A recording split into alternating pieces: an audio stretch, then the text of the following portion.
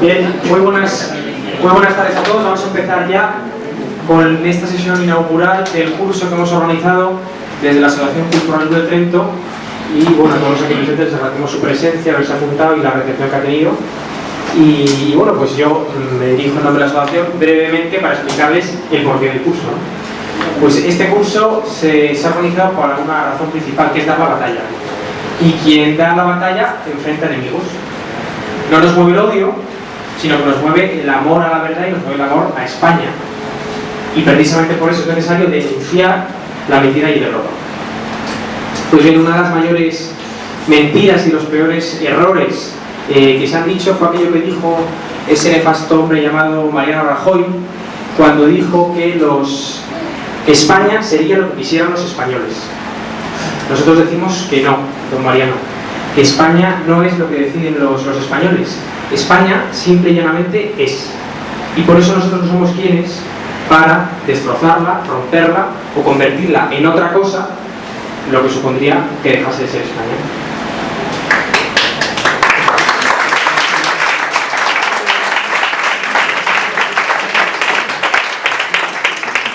Otra también fue la de esa gurú llamada Cayetana Álvarez de Toledo, esa gurú de la derecha liberal, cuando dijo que ella había decidido ser española.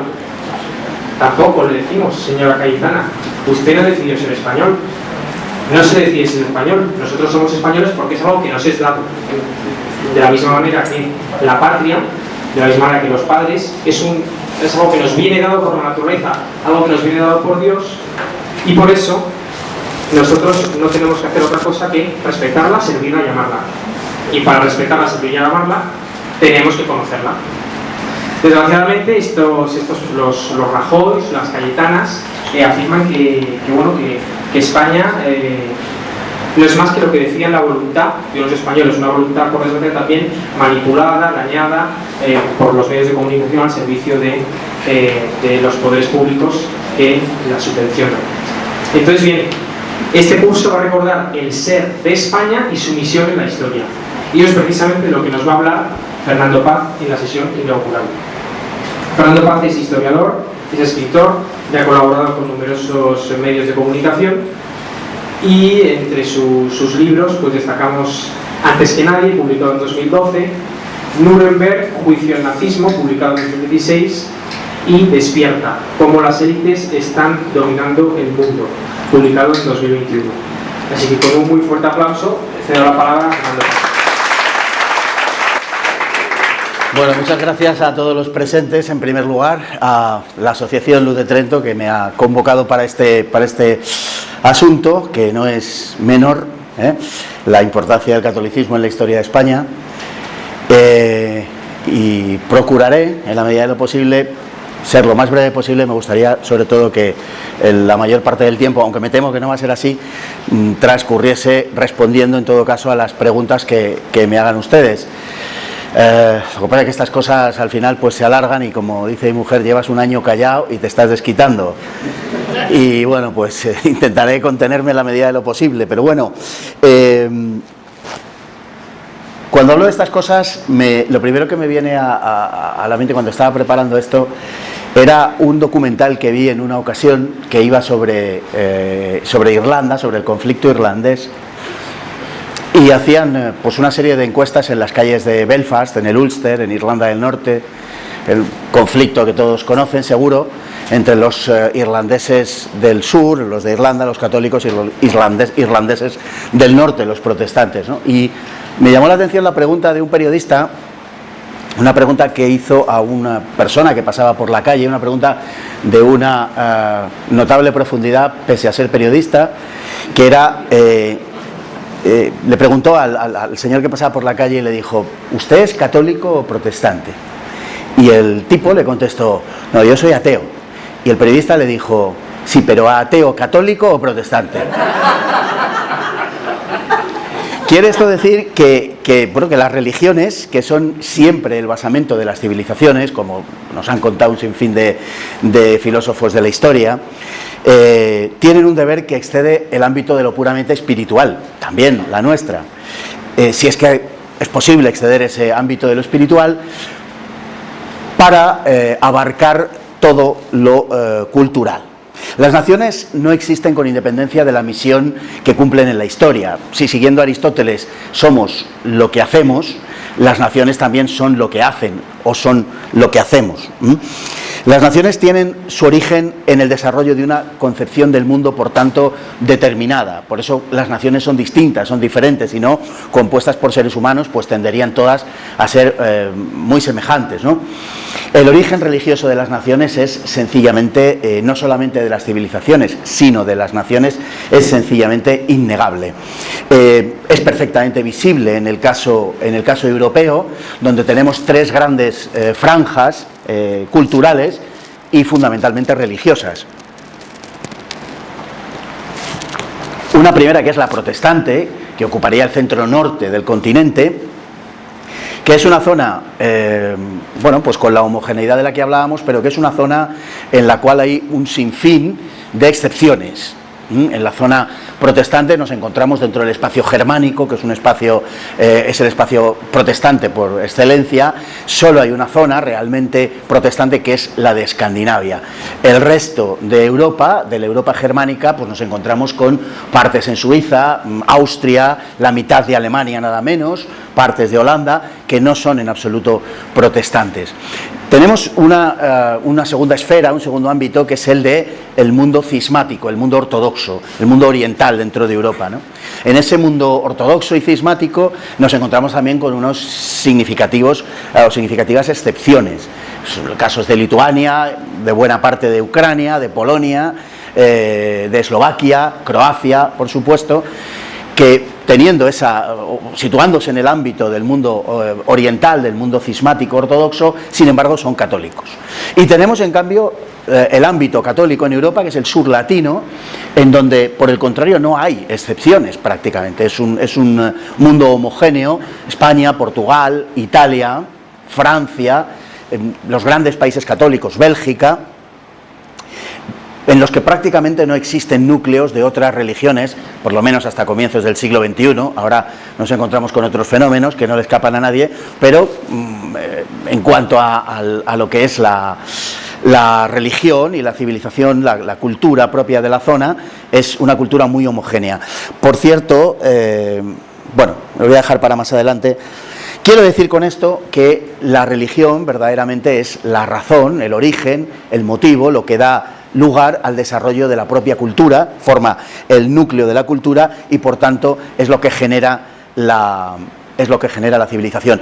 No extrememos en cualquier caso tampoco las coincidencias, porque entre el mundo ortodoxo y el mundo protestante, aunque hay algunas coincidencias, hay muchas más desemejanzas. Ciertamente está la coincidencia de que ambos rompieron la cristiandad con una diferencia de 500 años, pero a la vuelta de tanto tiempo, mientras que en el mundo protestante, digamos que encabezan los procesos de secularización y la religión prácticamente ha sido eliminada del espacio público o queda sencillamente como un referente muy genérico.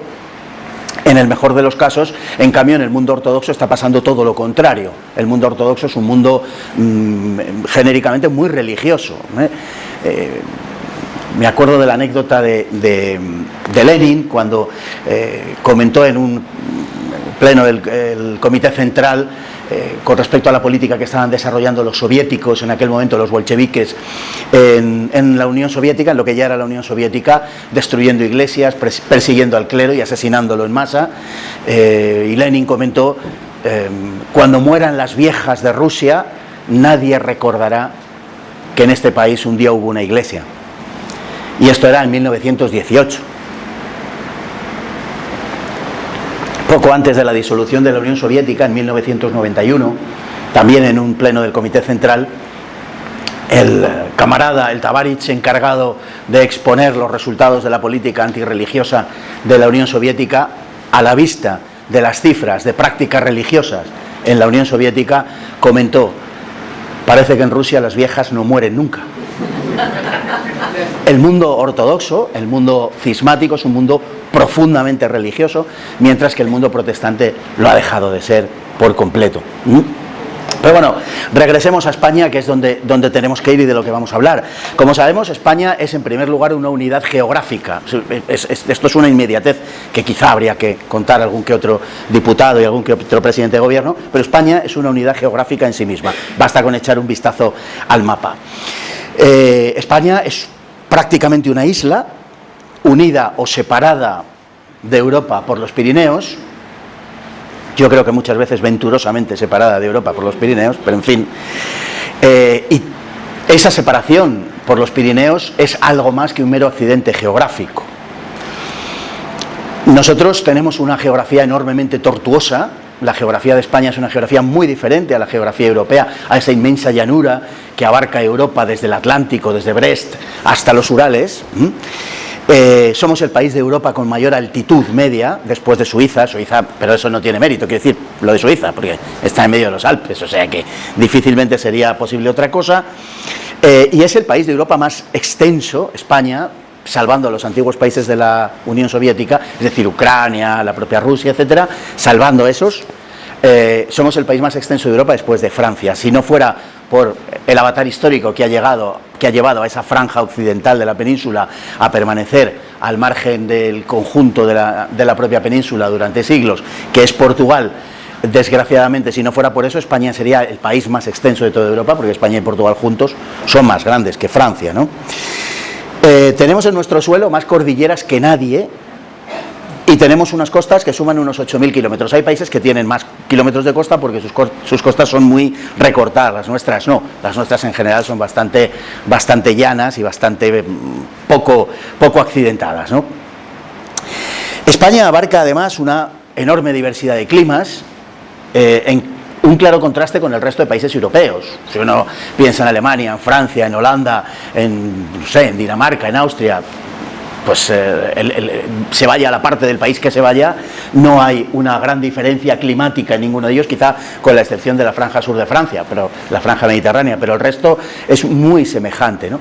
En España es todo lo contrario. En España hay zonas en una misma época del año que se están pelando de frío, y zonas donde se están bañando, ¿no? Bueno, por lo menos hasta el cambio climático y eso, pero hasta ahora ha venido siendo así, ¿no? Esto hace de la península un pequeño continente en miniatura.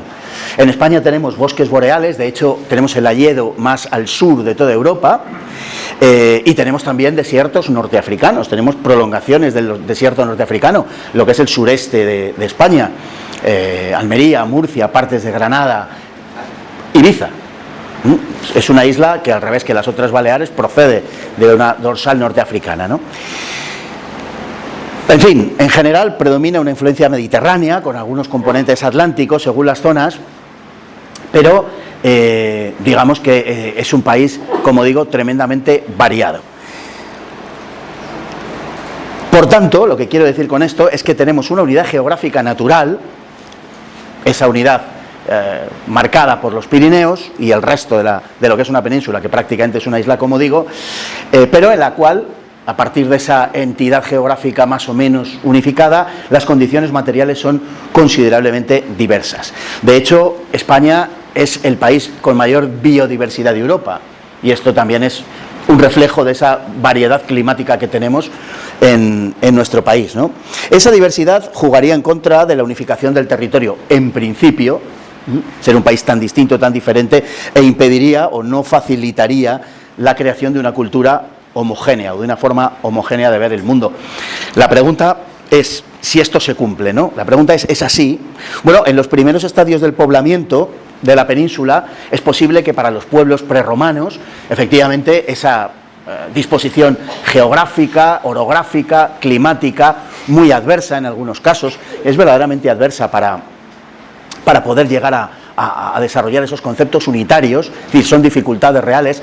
Aquí pues me viene a la mente todo lo que hubo que hacer en España a finales del siglo XIX, época de los 60, 70 del siglo XIX, para una cosa tan normalizada en Europa y tan cotidiana como era el ferrocarril. En España costó muchísimo porque es el país que tiene más túneles, yo creo, de Europa, ¿no? Y es por su orografía. Los ferrocarriles que discurrían como deslizándose por toda Europa, en España era una verdadera tortura conseguir llevar el ferrocarril de una provincia a la otra. Tenía que pasar con frecuencia una cordillera, en fin, unos accidentes orográficos enormes, etcétera. Eso hizo que hubiera que ampliar el ancho de vía, por ejemplo, que las locomotoras tuvieran que ser más potentes. Es decir, todas estas cosas que parecen que no tienen importancia, sobre todo vistas desde hoy, vistas desde la tecnología que hoy tenemos, ha tenido esa importancia a lo largo de la historia, y muchísima, porque han sido verdaderos impedimentos para que se creara, digamos, ese sentido de la unidad.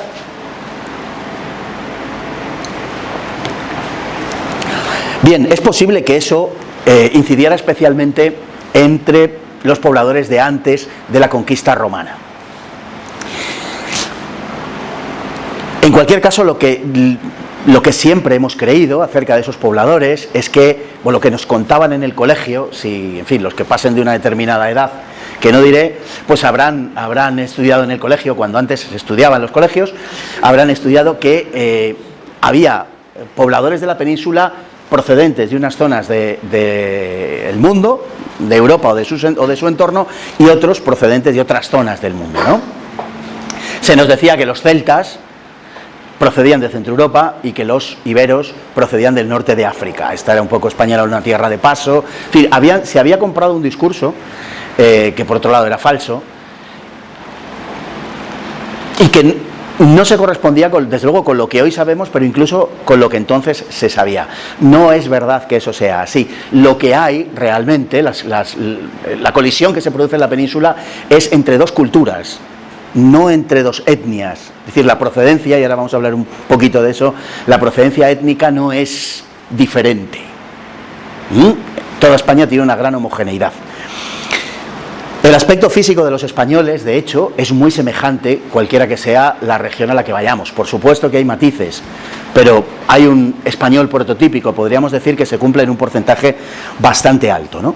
Eso tiene su reflejo en los apellidos predominantes en todos y cada una de las regiones españolas. El apellido más común en España es García, y García es además el apellido más común en Andalucía y en Cataluña. En Cataluña el apellido más común es García, son muy distintos. Y a García pues le sigue Rodríguez, Martínez, López, Sánchez, así. Y esto se produce en toda España. Tenemos algunas excepciones. Por ejemplo, en el País Vasco el apellido más común no es García, es López. El siguiente tampoco es García, el siguiente es González. El tercero tampoco es García, es Rodríguez. Y el cuarto más común en el País Vasco es Martínez. Y ahora sí viene García, el quinto. Y por cierto, los apellidos de origen vasco más habituales no son Urruticoechea ni cosas de estas, son Zamora, Heredia, Ponce, Palacio y Montoya. Los de origen vasco, porque son apellidos de origen vasco. Bien, ¿qué nos sugiere esto? ¿Por qué nos estamos deteniendo en esto? Pues porque la procedencia de los habitantes de España, de la España actual, es la misma. Se podría pensar, bueno, el tiempo ha homogeneizado a los habitantes, ha sido el intercambio continuo entre provincias, entre regiones, entre pueblos, ¿no? Lo que ha dado lugar a que haya tanto García, tanto Sánchez, tanto López y todas estas cosas, ¿no? Podría ser que el transcurrir de los siglos verdaderamente hubiera hecho esto y que hubiera homogeneizado, y sin duda ha sido un factor, qué duda cabe, de la homogenización de la población. Pero para eso hoy ya contamos con los análisis genéticos. ¿Y qué nos dicen los análisis genéticos? Pues nos dicen dos cosas que yo creo que son muy interesantes. La primera de ellas es que la proximidad genética entre los españoles, es decir, el sustrato genético de los españoles, es prácticamente idéntico donde quiera que vayamos. Hay algunos matices, que duda cabe, por supuesto, no somos clones unos de otros, pero la procedencia genética esencialmente es la misma. Y esto, que duda cabe, tiene un interés, sobre todo para combatir ciertas fantasmagorías, ¿no?, que corren por ahí. La segunda cuestión que me parece particularmente interesante es que, al mismo tiempo que presentamos una homogeneidad genética muy grande dentro de la península, en la parte española sobre todo, ahora diré algo también de Portugal, Al mismo tiempo que eso sucede, también presentamos una gran homogeneidad con el conjunto de Europa. Con Europa en su conjunto no se nos distingue prácticamente más que por matices. Sucede eso con todos los países de Europa, naturalmente, pero compartimos una, digamos, información genética originaria que es muchísimo mayoritaria. En España, el aporte de los pueblos que vinieron efectivamente de fuera y que nos consta que vinieron de fuera y que se superpusieron de alguna manera sobre la población originaria hispano-romana, cuyo origen es paleolítico, el aporte de esos pueblos es mínimo. Se trate de los germanos, se trate de los magrebíes, se trate de los judíos, se trate de los fenicios, se trate de los griegos. Hay sí pequeños aportes, pero son estadísticamente despreciables, no son sustantivos en absoluto. Curiosamente, los pueblos con los que tenemos una mayor afinidad en Europa, y me pueden creer que no me llena de orgullo ni de satisfacción, es con los pueblos de las Islas Británicas. Sí, señores, con los escoceses, con los galeses, con los irlandeses, menos mal que no con los otros, y con los bretones, tenemos una enorme afinidad genética con ellos. Por cierto, la afinidad genética, y esto relativiza mucho el impacto que pudiera haber tenido esta información en aquellos que no sientan un especial afecto por el mundo sajón, la afinidad genética procede de la interacción, o mejor dicho, la emigración de pescadores cántabros hace 6.000 años, a las Islas Británicas. O sea, que no es que nosotros seamos una consecuencia de ellos, sino más bien ellos de nosotros. Pobrecicos, pero así es. Bueno, los estudios genéticos son serios, quiero decir que no son teorías abstractas de antropólogos aburridos que encuentran una punta de flecha no sé dónde y reconstruyen pues todo un esqueleto, ¿no? Que esto se hace mucho. No, estos son estudios serios que implican poblaciones de miles y miles de personas. Y esto tuvo lugar hace unos 6.000 años, no el estudio, sino la emigración. Pescadores cántabros, que a su vez presentan una altísima homogeneidad con el resto de la península. De tal modo que las Islas Británicas serían básicamente una mezcla de esas poblaciones de origen ibérico y de las posteriores invasiones escandinavas. O sea, una mezcla un poco rara allí, pero bueno, que tienen, por tanto, parte nuestra. A veces surgen personas en Irlanda, yo creo que todos lo hemos visto en Irlanda, en Gran Bretaña, extrañamente morenos para el mundo en el que están. Claro, hoy ya lo podemos achacar a otras cosas, pero cuando esto sucedía hace 40 o 50 o 60 años, bueno, creo que es algo más que una curiosidad, porque ya hay un primer motivo frente a toda la adversidad, digamos, del panorama fragmentado que tenemos en cuanto a lo que es la península ibérica para lograr una unidad. Ya tenemos por lo menos un factor a favor, ¿no? Y ese factor a favor es la unidad genética o la homogeneidad genética, como digo, procedente del periodo paleolítico, de antes del neolítico.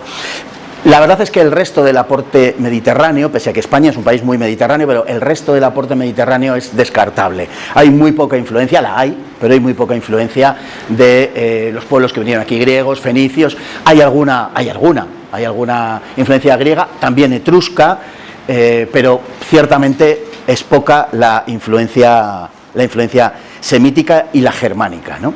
Por supuesto tampoco la hay romana, más que lo poco etrusco que podamos tener. Claro, la historia habría que empezar a contarla desde el principio. Es que no fuimos invadidos por los romanos, es que no hay tal cosa, es que nosotros somos los romanos. Como los hispanoamericanos deberían entender que ellos son los españoles. Pues exactamente igual, es que nosotros somos los romanos, no hay propiamente una invasión en el sentido de colonizar a un pueblo. Los hispanoromanos adoptaron jubilosamente y entusiásticamente la lengua, las costumbres y la cultura felizmente, porque eran una banda de mastuerzos, todo esto hay que decirlo, y eran nuestra población genética, pero pasada por el tamiz de la cultura romana, que es básicamente lo que somos romanos. Bueno, ya no sé lo que somos, pero me entienden, ¿no? Somos romanos, en el fondo. Curiosamente, hay mucho más aporte de la genética del norte de África en países como Italia, como Portugal, por supuesto como Grecia, como Serbia, como Albania, de lo que hay en España. Lo digo también porque hay hay un frecuente recurso a decir que bueno, que nosotros somos, en fin, nacidos de no sé cuántos pueblos que han pasado por aquí y todas estas cosas, y eso no es verdad. Los aportes culturales sí son ciertos, por supuesto, pero no los genéticos.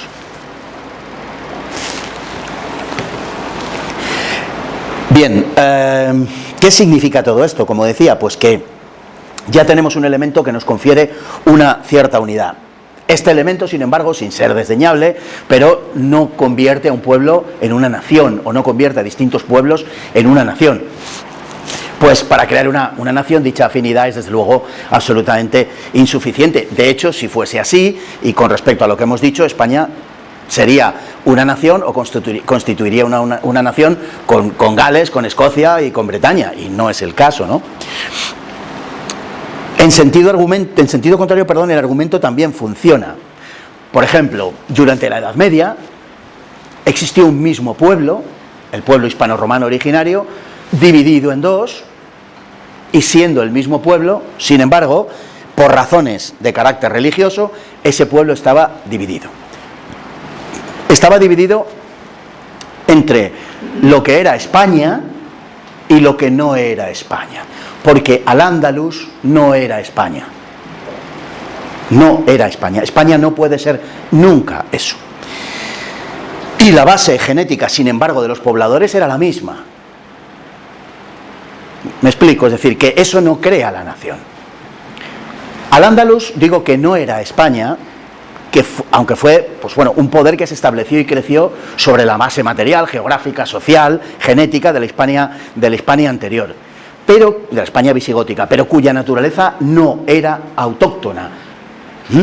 Y aún más, era abiertamente contrario al sentido de la vida y de la existencia que habían tenido los hispanos romanos hasta entonces. Es verdad que muchos de estos hispanos romanos, huérfanos de toda protección, terminaron pasándose a la nueva situación, terminaron adaptándose, aunque las primeras generaciones en términos generales resistieron, aguantaron, y siempre hubo mozárabes, pero una gran parte de la población, como una especie en fin, viviendo en un mar hostil, finalmente terminaron pasando por el aro, también hay que decir, de aquella manera, ¿no? Muchos marcharon hacia los reinos del norte, hacia los reinos cristianos, para contribuir a la repoblación que estaban llevando estos a cabo. ¿Por qué? Porque determinadas personas en circunstancias como las de la Edad Media cogen, se marchan de su pueblo, se marchan de las comarcas en las que viven y se van a vivir a 500 kilómetros al norte en una situación francamente menos favorable, con un clima menos agradable y con unas posibilidades de vida seguramente menores que incluso las que tenían en Al-Ándalus. ¿Por qué? Pues porque sencillamente en los reinos del norte veían la continuidad de aquello que eran ellos mismos. ¿Y qué era aquello y por qué apreciaban esa continuidad con los reinos del norte y no con los otros pobladores que eran sus vecinos, en definitiva, ¿no? Pues porque en el norte se había preservado algo que ya no existía en el sur, y lo que reconocían como una expresión de su propia identidad. Y ese algo no era otra cosa sino el catolicismo. El catolicismo constituía su propia esencia y en él reconocían lo que ellos eran.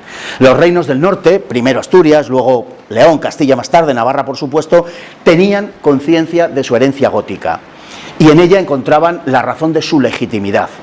España se hacía frente al enemigo de la fe católica. España se había hecho así. No importa, y no voy a entrar ahora en la cuestión larguísimamente debatida y nunca resuelta, probablemente, de si verdaderamente hay una vinculación real entre la España gótica y el reino de Asturias y León. No importa si la había o no, yo estoy convencido de que sí, pero no importa si la había o no realmente. Lo verdaderamente trascendente y lo verdaderamente importante es que los cristianos del reino de Asturias y León reivindicaban ese vínculo y por tanto se sentían sucesores de la España gótica, de la España visigoda, que era la única España que habían conocido, porque antes no era España, y vamos a decir algo de eso, ¿no? La forja de la nación, como decía, se efectuó sobre una base material, claro, como no puede ser de otra manera, pero no es hasta que Roma se asienta en la península que se produce una primera unidad. Esa primera unidad se efectúa en forma de territorio, de provincia, según los momentos, dentro de los límites de Roma, de la Roma republicana primero y del Imperio Romano después. Es el hundimiento de la arquitectura política romana lo que hace surgir esa unidad que estaba antes sometida, de buen grado, sometida a Roma.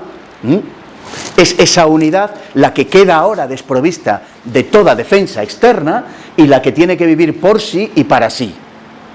Por tanto, Roma no invade España, Roma crea España. Roma se hace presente en un territorio que está absolutamente dividido y al que, para empezar, le da su primer sentido de unidad. Ese hundimiento, como decíamos, de las arquitecturas, de la arquitectura política romana, hace emerger las naciones que constituirán el occidente europeo: Inglaterra, Francia, Italia, España, desgajada de España, más tarde Portugal. En el caso de España se dio además una circunstancia que terminó por ser feliz para nuestra historia. Los germanos que se asentaron aquí profesaban el arrianismo, una herejía de origen oriental, defendida a lo largo de decenios por cristianos fundamentalmente egipcios, que es donde nace la herejía, o por lo menos, si no donde nace, donde se populariza y se hace fuerte.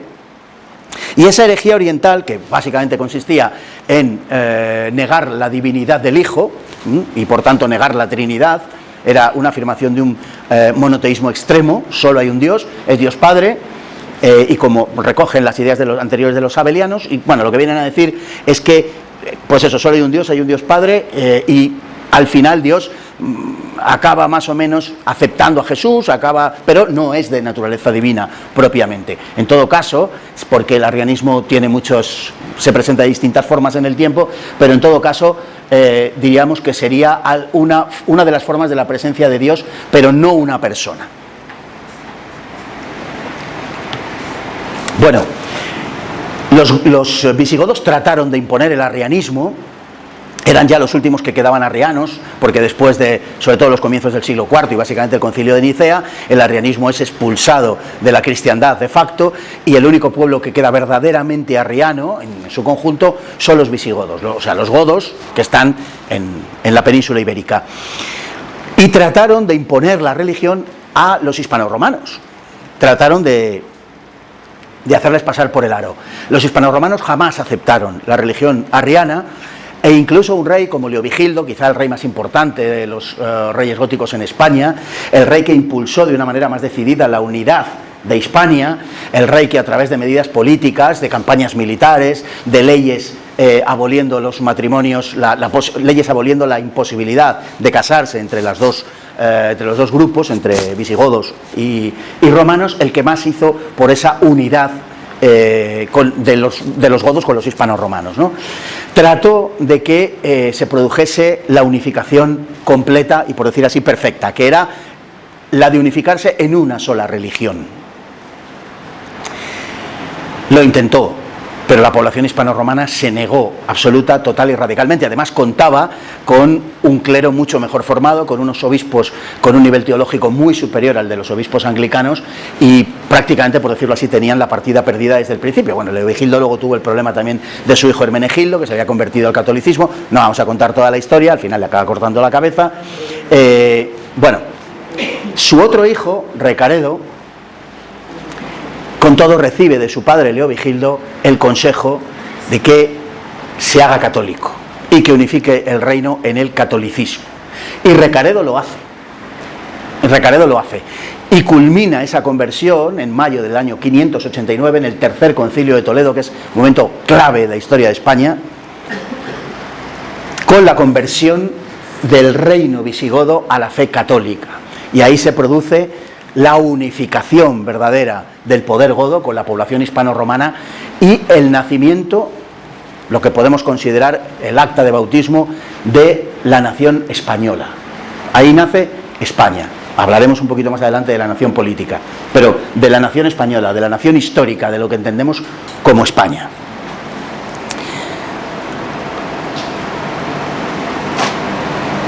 Bueno, para entonces la Hispania romana había dado, y esa es la razón de por la que no aceptaron la unificación en el arrianismo, la Hispania romana había dado larguísimos ejemplos de su adhesión a la fe católica. Es discutible, aunque yo tengo la convicción de que es cierto, pero no es el momento, es discutible si el apóstol Santiago y el apóstol Pablo estuvieron en Hispania o no. Como digo, yo tengo la convicción de que sí estuvieron.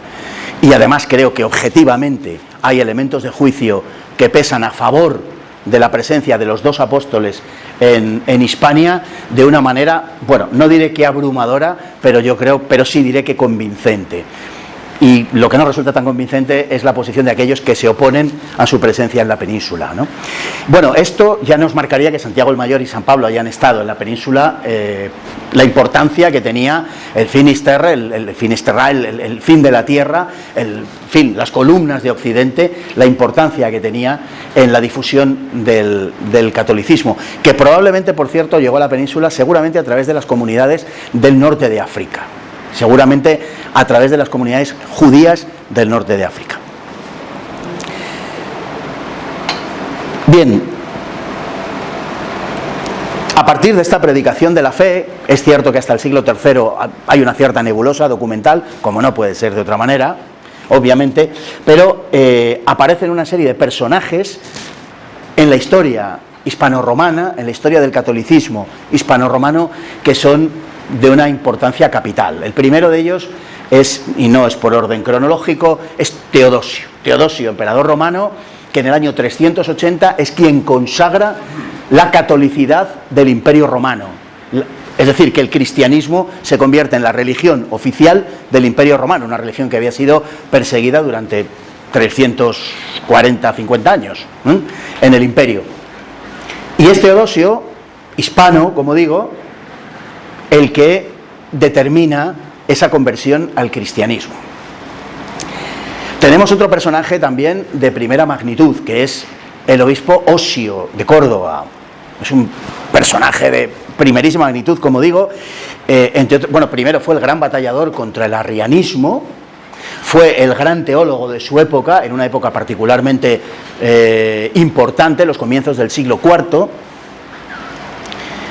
y sobre todo tiene un papel fundamental en el concilio de Nicea, que se celebra el año 325 y que es un concilio sencillamente esencial para entender lo que es la cristiandad y lo que es el catolicismo. Desde luego, eso que rezamos en la iglesia todos los domingos, el credo lo redactó este señor, y no es que lo redactara manualmente él, sino que fue, en fin, el que destiló la serie de creencias dogmáticas que representa el credo. El credo, por tanto, es a partir de, lógicamente, de la revelación por la fe, a partir de ahí es obra de Osio de Córdoba.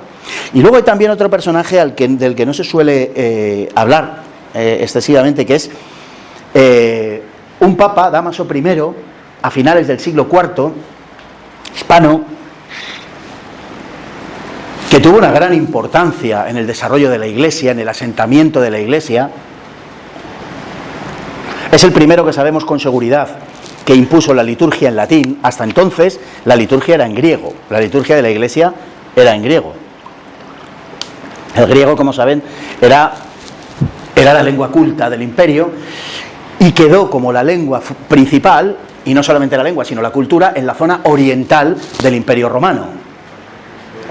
Todavía hoy la diferencia en la cristiandad que existe es entre el origen griego y el origen romano, el origen latino de las iglesias, ¿no? Y fue también eso lo que nos separó, entre otras cosas, además del credo, en fin, no me voy a meter en eso ahora, la cuestión del filioque, lo que nos separó a los ortodoxos y a los católicos. Bueno, pues este papa fue el que introdujo la doxología trinitaria es decir, la invocación del Padre, el Hijo y el Espíritu Santo en las ceremonias litúrgicas, que como digo, se empezaron a celebrar en latín, y además tomó para la celebración ritual y litúrgica la palabra hebrea aleluya. Es que hoy están, en fin, desde entonces es tan conocida. Ordenó traducir la Biblia al latín, fue San Jerónimo, como sabemos, la Vulgata de San Jerónimo, y no podemos dejar tampoco de anotar que en el concilio de Elvira, que no se sabe exactamente cuándo se celebró, se piensa que se celebró más o menos entre el año 300 y 324, que es el año anterior a Nicea, pero no se sabe muy bien cuándo se celebró Elvira en Granada, no se sabe exactamente cuándo se celebró. Parece que es allí donde se asentó, o al menos es la primera vez en que nos queda una decisión relativa al celibato sacerdotal, que por otro lado se venía practicando desde los comienzos de las comunidades cristianas, y que nos cuentan ahora muchas cosas de cómo eran los antiguos cristianos. En fin, nos dan una imagen como si fueran especie de hippies de San Francisco, y no tenían absolutamente nada que ver con eso, ni se negaban a servir en el ejército, ni cosas parecidas. De hecho, el cristianismo entra en España a través de dos vías: los campamentos militares y las mujeres. Siempre, en todas partes del imperio, entró el cristianismo por las mujeres, en la propia Roma incluso, pero entró también por los campamentos militares, y esto es importante también decirlo, ¿no? Bueno, ese concilio de Elvira, como digo, concilio hispánico, parece ser, o al menos, como digo, es del primero del que se tiene constancia que impone el celibato como una norma de cumplimiento. Por lo tanto, España era sólidamente católica cuando irrumpen aquí los sarracenos, que es como se les conocía en aquella época. La lengua, el derecho, las comunicaciones establecidas por Roma hacían que ya constituyese una unidad, y luego fueron sucedidas, como hemos dicho, por la creación de un reino en el que los gobernantes ya se identificaban con los gobernados. Eso fundó España.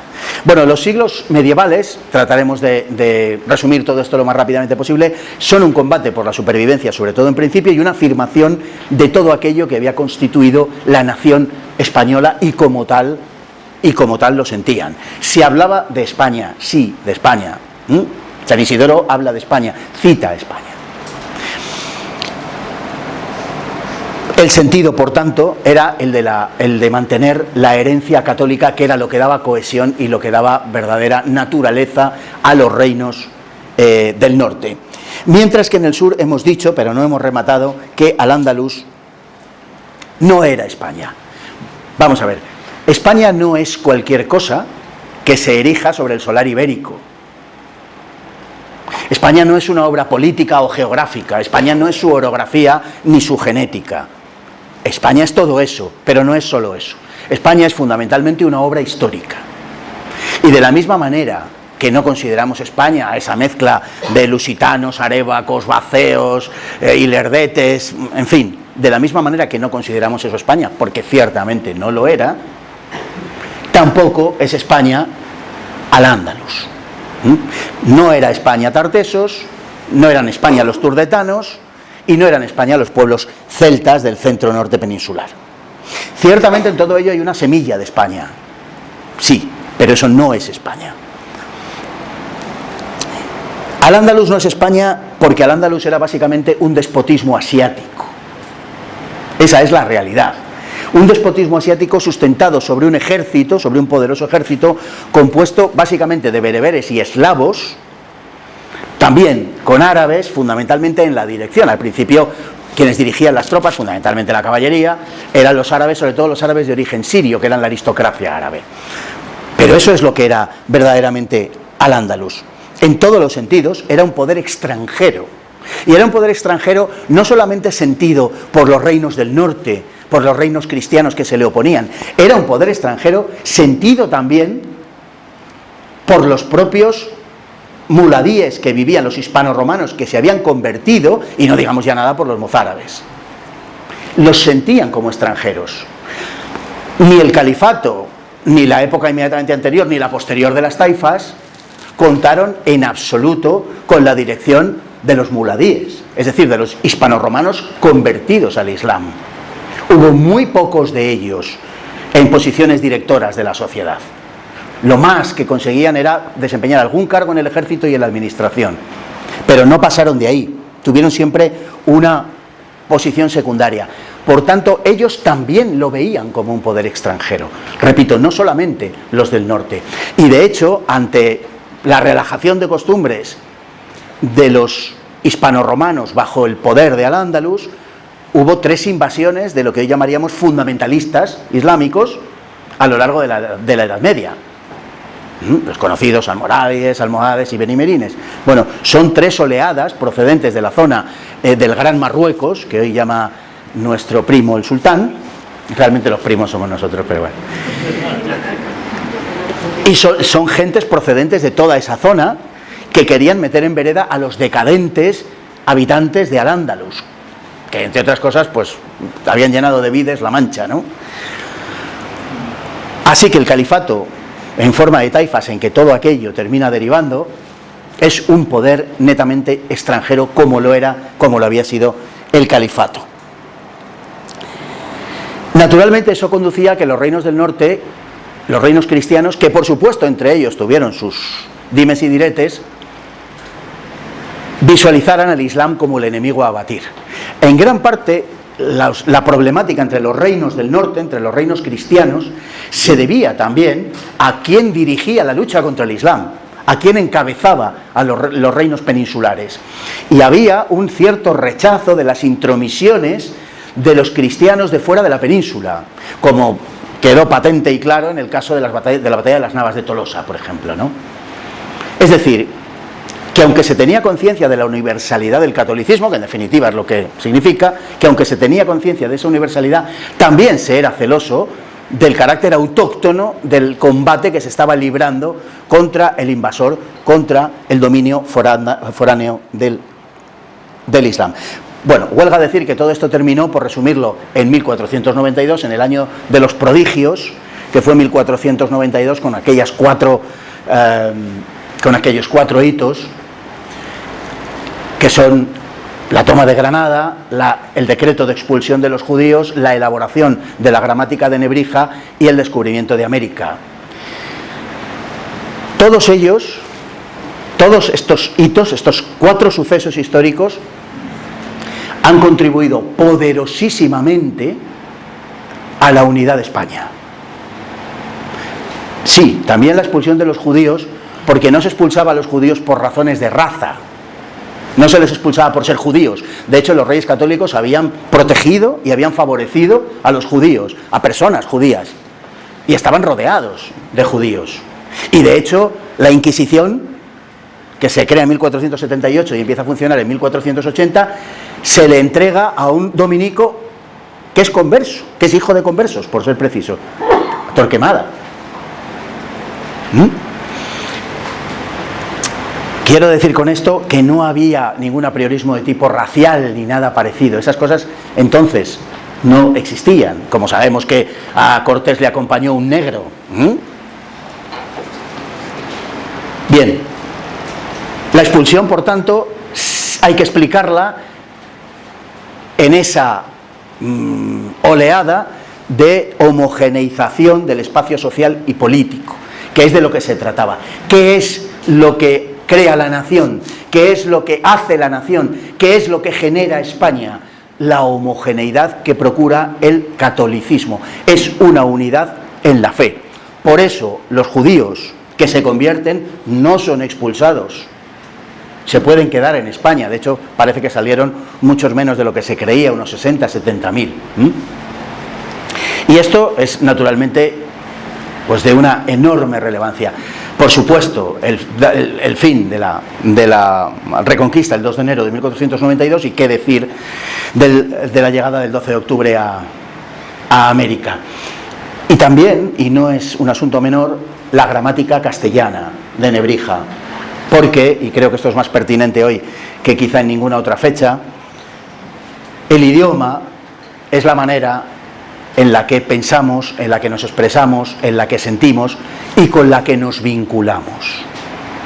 Y por supuesto que hay un deseo, confeso o no, de destruir la nación por parte de todos aquellos que atacan el idioma español. que no castellano, que el castellano desapareció hace ya siglos, el idioma español. Bien, por tanto, por eso es verdaderamente el año que podemos llamar el año de los milagros. Bueno, esa creación de España, como una evolución de lo gótico fundido con lo hispano-romano, convertido en la médula espinal de nuestro espíritu, y que ha expulsado al Islam, el Islam que además deja muy pocas cosas en España. Decía Sánchez Albornoz, literalmente dice, no se arabiza la contextura vital hispana. Nos han contado lo contrario muchas veces, ¿no?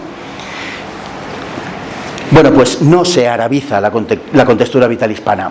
Los siglos de presencia musulmana, sin duda, han dejado un cierto rasgo, no podía ser de otro modo, pero no solamente no han contribuido a crear España, sino que si lo han hecho es porque han generado la oposición contraria, no precisamente por su voluntad.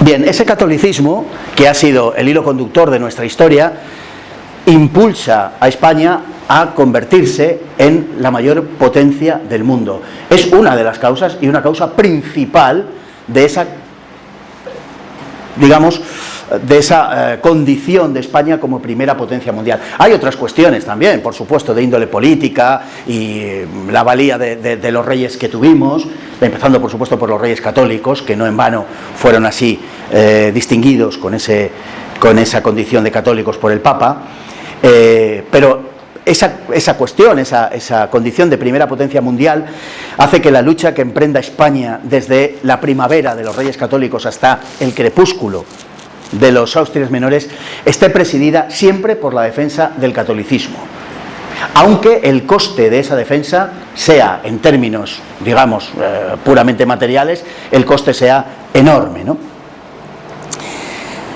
La identificación del catolicismo y de España es total.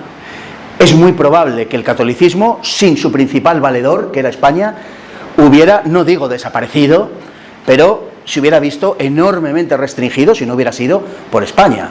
En Europa, el hachazo protestante destruye la cristiandad, no voy a entrar en si es Europa o no es Europa, pero destruye la cristiandad, y digamos que ya para siempre, o al menos hasta nuestros días, y el catolicismo queda muy reducido al cabo de unas pocas décadas a la zona puramente latina del continente. Y mientras eso sucede, España, siguiendo el camino del sol, cruza el Atlántico y resulta que expande el catolicismo más de lo que nunca se hubiera podido soñar, a un nuevo mundo, a un nuevo continente.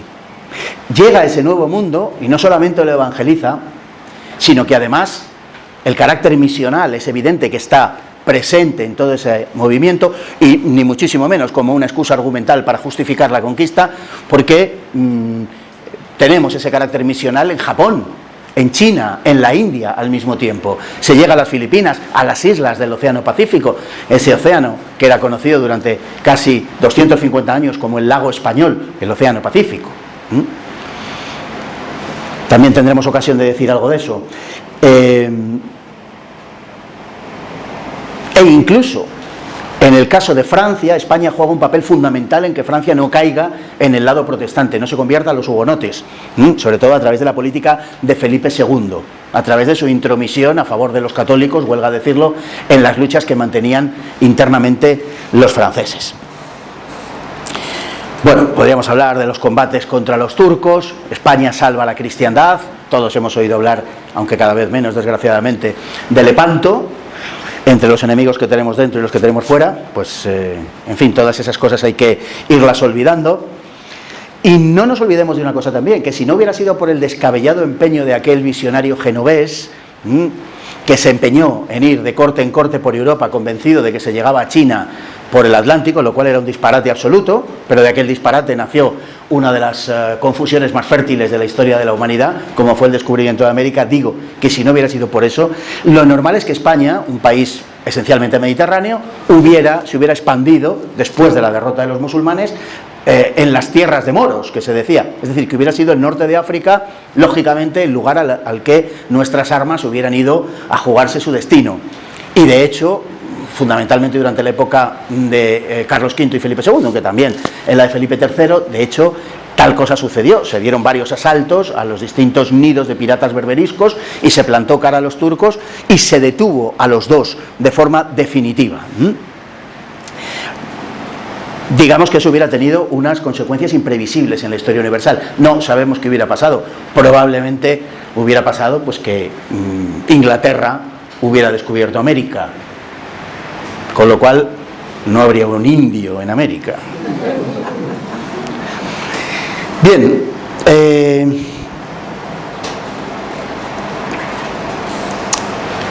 el combate contra la Reforma protestante era un combate no solamente contra una herejía por el hecho de ser herejía, que por supuesto, sino que era un combate por la unidad de la cristiandad. Este era el objetivo básico, porque Lutero rompía, como decíamos de forma definitiva, la cristiandad. Era un combate, por tanto, por la unidad cristiana, que no olvidemos, es un mandato evangélico del propio Cristo, el de mantener la unidad. Al tiempo, también era una defensa de la razón y de la justicia frente a la postura del agustino alemán, que consideraba a la razón como la puta del diablo, así la denominaba. Ese desprecio de la razón, que es un destilado directo del relativismo luterano, es en nuestros días, aprovecho para decirlo, una verdadera enfermedad terminal dirigida al corazón mismo de la civilización, en estos comienzos que padecemos del tercer milenio, ¿no? Por tanto, lo que sosteníamos, lo que España sostenía con mayúsculas, era la civilización. El relativismo es la negación de la civilización. Algo que hoy vemos quizá con más claridad de lo que hemos podido ver nunca con anterioridad. Así que, a la luz de aquellos que defienden o defendemos la civilización, la obra de España adquiere todavía más relieve como una especie de isla en un mar de tinieblas, que es donde nos encontramos en nuestros días. El catolicismo afirmaba la razón y, claro, la tradición y el magisterio junto a la revelación. Y negaba cabalmente la afirmación original de Lutero de la interpretación individual de los textos, que es el origen del relativismo luterano. Los textos sagrados le dicen a cada uno lo que éste quiere interpretar.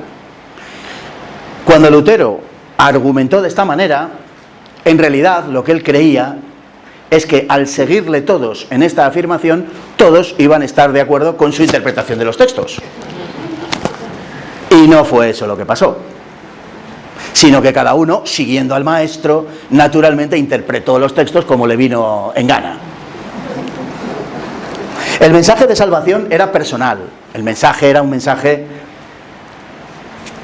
de Cristo, pero el mensaje católico subrayaba la importancia de las obras que Lutero había desdeñado por completo por una cuestión de soberbia personal, porque él, un hombre permanentemente tentado por la lujuria, creía que si las obras contaban, él jamás se salvaría. El hombre tenía sus debilidades muy marcadas por lo que se ve, y en consecuencia dijo que sencillamente la fe era lo que salvaba. Naturalmente esto tiene unas consecuencias enormes en el desarrollo de Occidente. Como la Biblia, es muy curioso porque, claro, él afirmaba que la Biblia, que solo había que creer lo que ponía en la Biblia. Y los teólogos católicos le decían, de acuerdo, ¿y eso dónde lo pone en la Biblia? Y le pillaban a Lutero ahí como con el pie cambiado, ¿no? Porque a eso no se puede contestar. Lo que sí hizo fue considerar que la Carta de Santiago, que subraya el papel de las obras en la salvación, no tenía importancia y era una tontería de la comunidad primitiva, y vaya usted a saber cómo había llegado eso al canon, y fuera. Y la quitó, y en las Biblias protestantes no está la Carta de Santiago. Bueno, el catolicismo subrayaba la importancia de las obras, el hecho de que la fe sin obras es una fe muerta, es una mera declaración puramente externa, ¿no? Decir, bueno, yo tengo fe, bueno, pues sí, tienes fe, y esto en qué se traduce, ¿no? Y por tanto, eso implica una dimensión comunitaria. una concepción comunitaria de la vida social, frente al protestantismo, que es individualista. Lógicamente, yo puedo ser el mayor, pongan ustedes el epíteto que les parezca mejor, pero como tengo fe, me salvo. Luego vendrá Calvino y llegará más lejos todavía y dirá, no solamente es que me puedo salvar con la fe, es que la única manera de saber si me salvo o no me salvo, puesto que es imposible, dice, Dios y el hombre son soledades incomunicables, la única manera de saber ante la angustia vital de si me salvo o no me salvo, es que Dios me distingue en este mundo, aquí, con el éxito y el dinero. Y claro, si pensamos en la trascendencia que eso ha tenido en las sociedades protestantes, estoy pensando por supuesto en la sociedad norteamericana, por ejemplo, ¿no?, en comparación con las sociedades católicas, pues verdaderamente abre un abismo de difícil comprensión entre unos y otros, porque parece que el luteranismo y todo lo que deviene de él, es decir, que todo el protestantismo, es un alejarse precisamente de aquello que reivindicaban de las comunidades cristianas primitivas, de la sencillez de la fe, y fue todo lo contrario. Bueno, para combatir eso, al final, naturalmente, que el protestantismo lo que ha dado, como decíamos al principio, es a una agudísima secularización de todas las sociedades en las que triunfó. Y además triunfó a través de la tristeza. El puritanismo le pegaba a los niños cuando se reían, por ejemplo, ¿no? Las acusaciones eran públicas, en lugar de la confesión privada al sacerdote, que está obligado, como sabéis, a mantenerla a cualquier coste. En el caso del protestantismo, o de una parte significativa del protestantismo, no es así. La capacidad que tiene la persona de autoperdonarse es fabuloso. No tiene que perdonarte Dios, ni simplemente hablas tú con él y os apañáis, ¿no? Bueno, todo ese tipo de cuestiones que al final fueron laminando la dimensión trascendente del cristianismo y que fue fragmentando las sociedades en una, bueno, y que nos ha conducido pues a la orgía de hiperindividualismo en la que vivimos hoy, ¿no? Donde cada uno ya pues ha llegado al punto en que se percibe como le da la gana, porque es una negación de la existencia de lo objetivo, de la existencia de la realidad como tal. No hay una escritura para todos, sino que cada uno la interpreta como quiere. Por tanto, no existe esa realidad objetiva.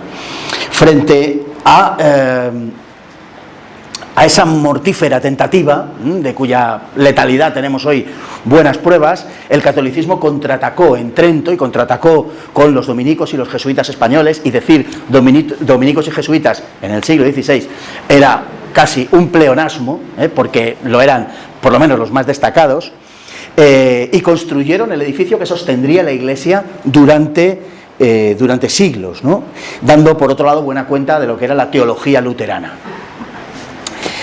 Por otro lado, los españoles no tuvieron que hacer violencia alguna de sus más queridas convicciones para sumarse y dirigir la contrarreforma, porque ya desde antes, y acordémonos del cardenal Cisneros, desde las décadas anteriores a la propia reforma, o por lo menos años anteriores a la propia reforma, o a que ésta triunfara, se estaba impulsando una reforma real de la Iglesia. Se tenía conciencia de que la Iglesia estaba mal, de que había muchas cosas que se estaban haciendo muy mal, y de que había una corrupción instalada en la Iglesia, y que la verdadera fe había que buscarla muchas veces debajo de toneladas de porquería, y eso era una realidad, lo cual, en fin, no debe conducir a negar la transustanciación, por ejemplo.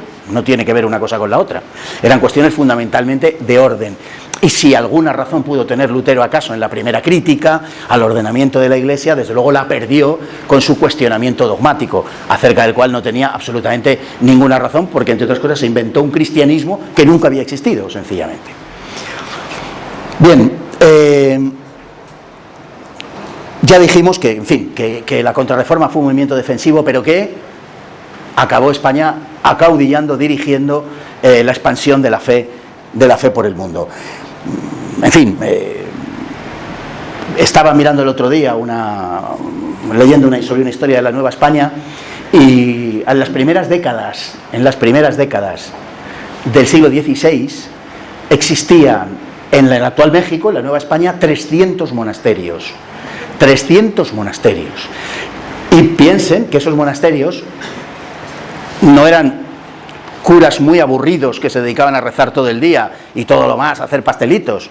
No, a esos monasterios acudían los indios, sin que les pusieran una pistola en la cabeza, acudían los indios hartos de esos dioses que les habían impuesto a hitos de sangre y de sacrificios humanos, para conocer la doctrina del Dios del amor, y encontraban que en esos monasterios, además de la salvación para el alma, además de los bautismos, esos monasterios oficiaban de hospitales, de talleres de artesanía, de escuelas de agricultura, de academias de cría ganadera, de conservatorios musicales, de escuelas de pintura, de lecturas de lenguas indias que se conservaron gracias a esos monasterios y a la obra del clero, de laboratorio de gramáticas, como digo, de las lenguas autóctonas. Algunos de esos centros religiosos llegaron a contar hasta con 1000 alumnos,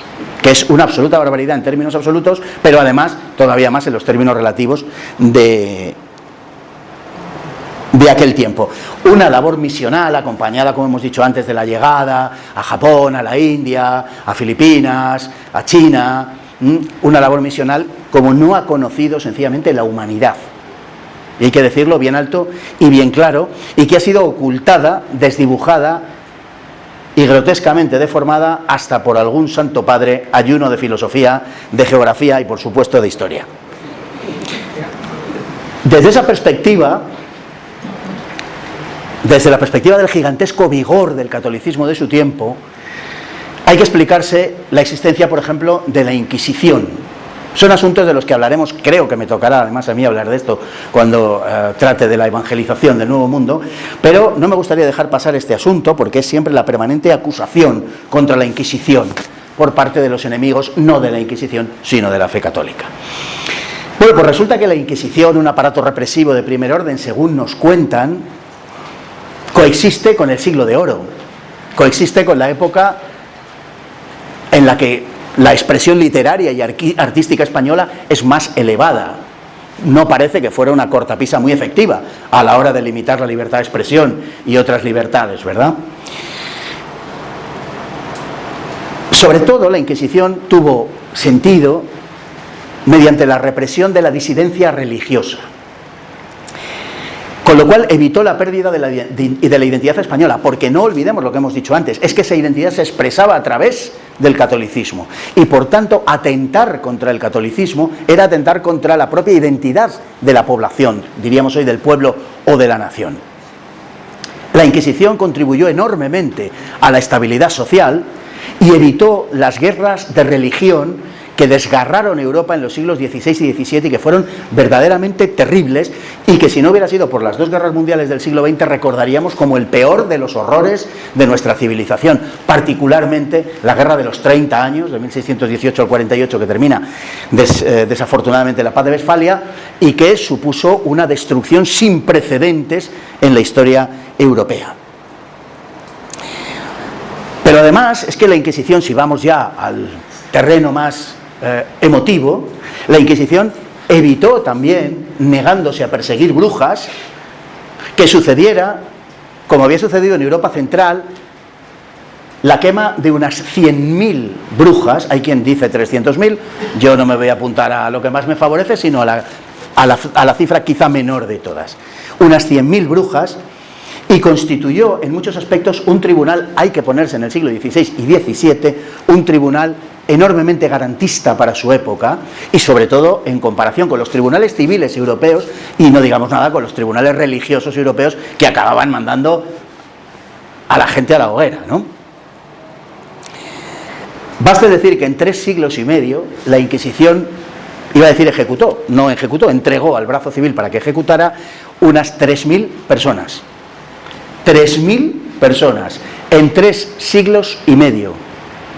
Si quitamos el primer medio siglo, porque fue la época en donde la época de la judaización por mor del decreto de expulsión del 31 de marzo de 1492, si quitamos esos 50, 60 primeros años y lo dejamos solo en los últimos 280, 3 siglos grosso modo, nos sale a 3 ejecutados por año.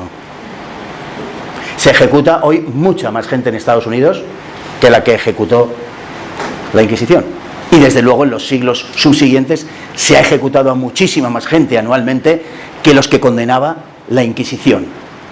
Esta es la realidad histórica, que luego desgraciadamente ha sido recreada por los enemigos de España y que han dado de ella una visión absolutamente grotesca, deformada y criminal que no se corresponde en absoluto con la realidad.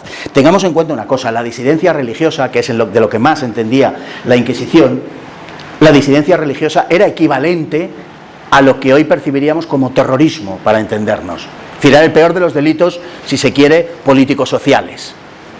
Y luego, como no existía todavía una bien marcada diferencia entre lo religioso o lo espiritual y lo civil, había pecados que eran considerados delitos. Y por tanto, la Inquisición entendía de ese tipo de delitos, de esos o de pecados que pasaba a la jurisdicción civil y que trataba como delitos.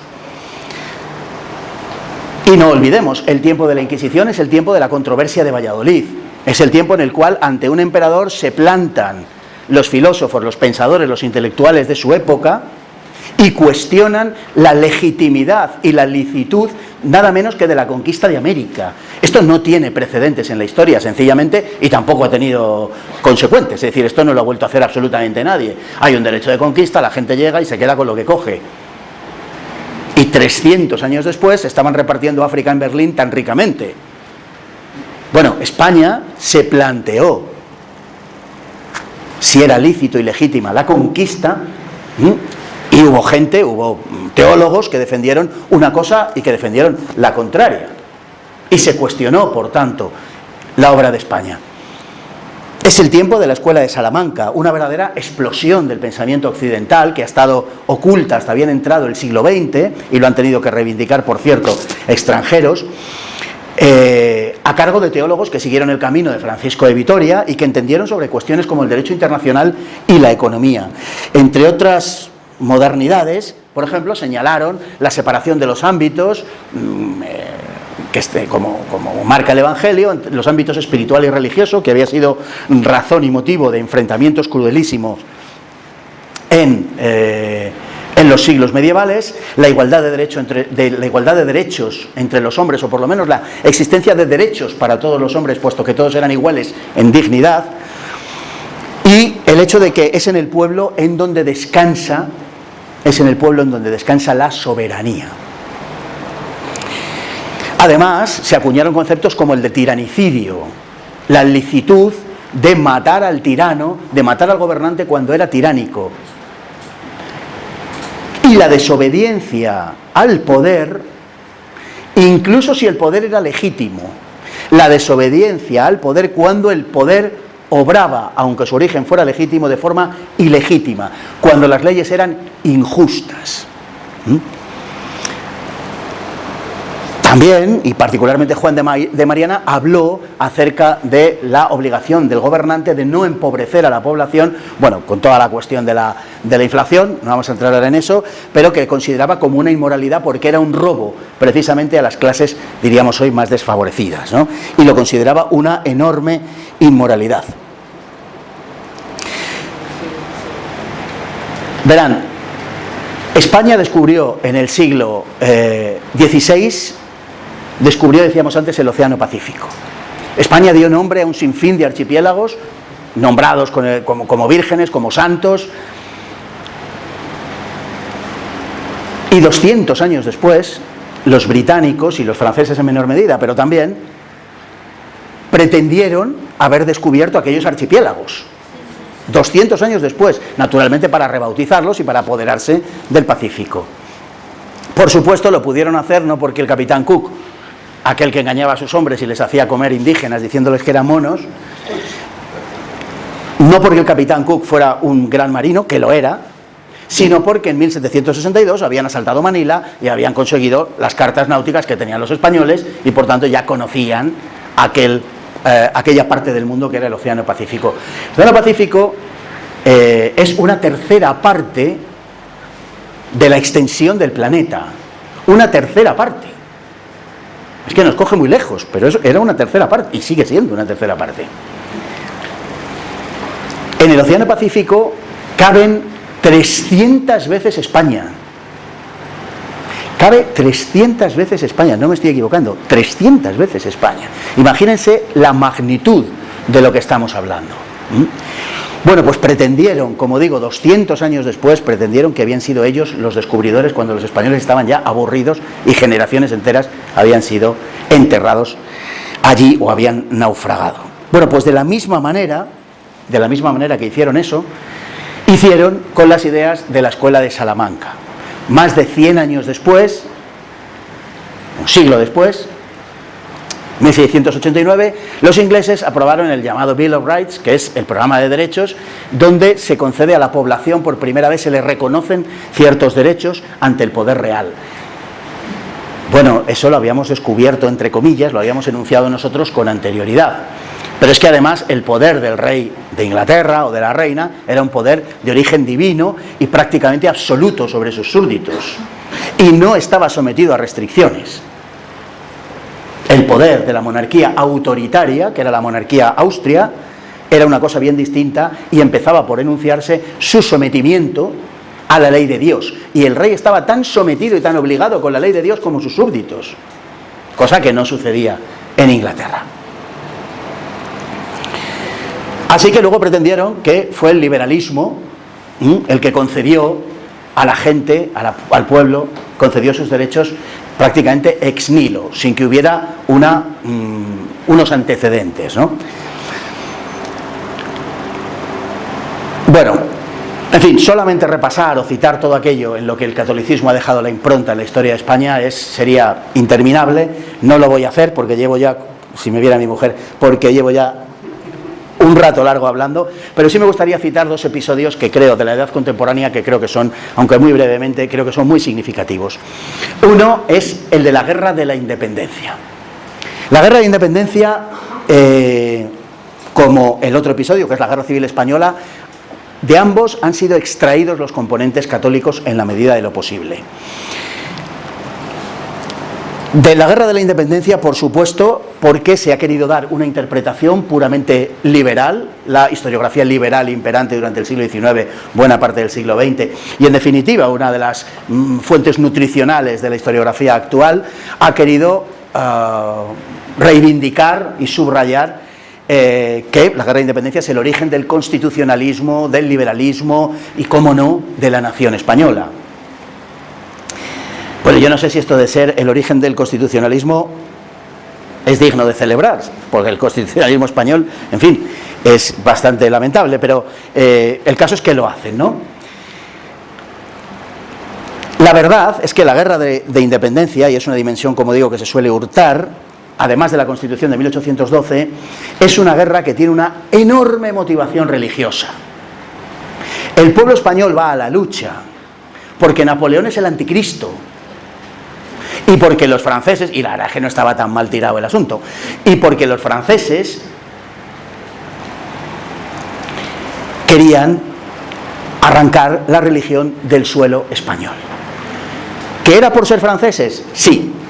¿Que era por ser anticristianos? También. Y es más, era más importante por ser anticristianos que por ser franceses. Porque en 1823, los 100.000 hijos de San Luis entran en España y el pueblo español no se opone. Y el pueblo español no se echa a los campos a parar al invasor francés. ¿Por qué?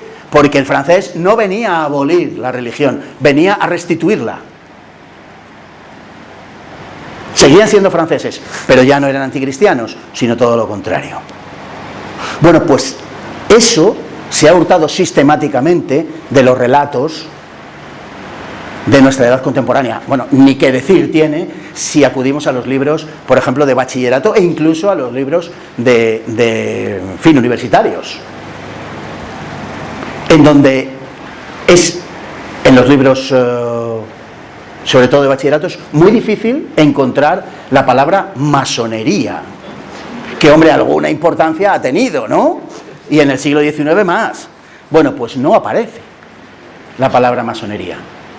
En muchísimos. Siempre habrá alguien que diga, en el mío sí, vale, bueno, el tuyo, ¿cuántas? Una vez, vale.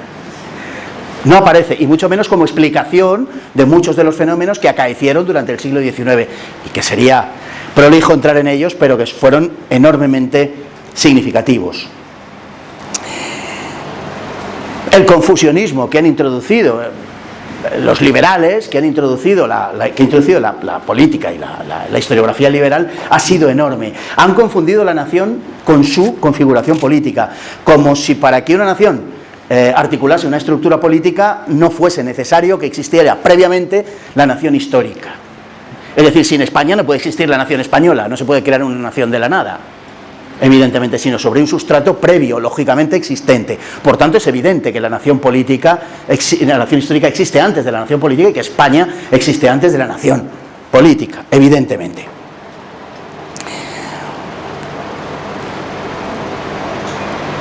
Pero, como digo, la insistencia liberal en el contractualismo y en las estructuras políticas, básicamente fruto de su dogmatismo ideológico, además de faltarle gravemente a la historia, ha redundado en provecho del progresismo, porque el liberalismo tiene por costumbre que todo lo que hace termina redundando siempre en provecho del progresismo, y en este caso con particular daño, ¿no?